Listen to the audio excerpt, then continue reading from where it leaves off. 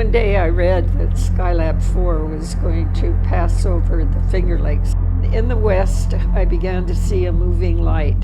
And as it moved, I said, I wonder who those guys are up there and what they're like. And 6 years later, I married one of them. As we moved closer and closer to the launch time, we started looking at each other and laughing. We had waited 7.5 years for this mission and really enjoying the moment. The very tippy top of that rocket is your dad, somebody that you love and care about a lot. There's a moment of terror there that's undeniable. We don't know what to do. We've never seen anything approaching this in training.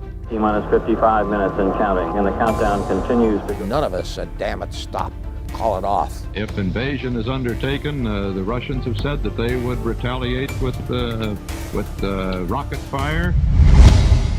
We believed we were on the precipice of perhaps a nuclear war. The rumor was someone was going to come in and attack them with guns, and they were afraid for their lives. And it's funny, lynch mobs can be vicious, but they're not terribly courageous.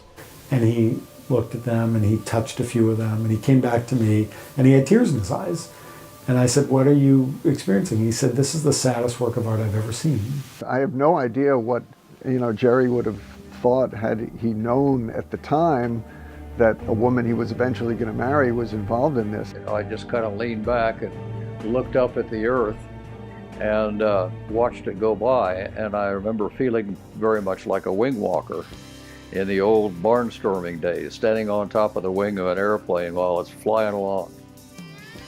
We were both undertaking peak experiences in our lives, time in which great change would take place, and our lives would truly never be the same again.